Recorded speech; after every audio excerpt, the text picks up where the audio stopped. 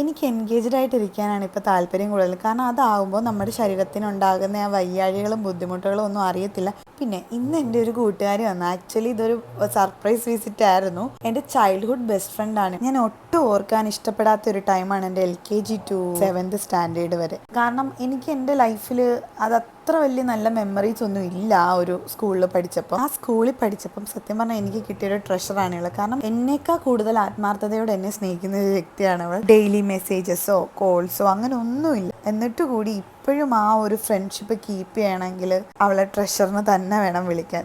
ഈ കാണിക്കുന്ന എന്തുവാണെന്നറിയോ? മുട്ടയും ബ്രെഡും നമ്മൾ പൊരിച്ച് തിന്നത്തില്ലേ? അതാണ് എനിക്ക് ഭയങ്കര ഇഷ്ടമാണ്. വൈകുന്നേരം ആകുമ്പോൾ ഇങ്ങനെ മുട്ടയ്ക്കകത്ത് ഈ ബ്രെഡ് മുക്കി പൊരിച്ചെടുക്കുന്നത് ഞാൻ കണ്ടിട്ടുണ്ട്. പലപ്പോഴും പലരും ഈ ബ്രെഡിൻ്റെ മുകളത്തെ ബ്രെഡ് പീസില്ലേ, അത് വേസ്റ്റാക്കി കളയുക അല്ലെങ്കിൽ തിന്നത്തില്ല. പക്ഷെ എനിക്ക് എന്താണെന്ന് അറിഞ്ഞൂടാ കേട്ടോ, ഈ ബ്രെഡിൻ്റെ ആ മുകളത്തെ ആ ബ്രെഡില്ലേ, അതെനിക്ക് ഭയങ്കര ഇഷ്ടമാണ്. അതുപോലെ തന്നെ വൈകിട്ട് ഒരു 4 മണി 5 മണിയൊക്കെ കഴിഞ്ഞിട്ട് ബ്രെഡ് ഇങ്ങനെ മുട്ടയ്ക്കകത്തിൽ മുക്കി പൊരിച്ച് എടുത്ത് തിന്നുന്നത് എനിക്ക് ഭയങ്കര ഇഷ്ടമാണ്. അതിനകത്ത് കുറച്ച് പാലും കുറച്ച് കുരുമുളകൊക്കെ ആഡ് ചെയ്ത് കഴിച്ചു കഴിഞ്ഞാൽ അടിപൊളിയായിരിക്കും.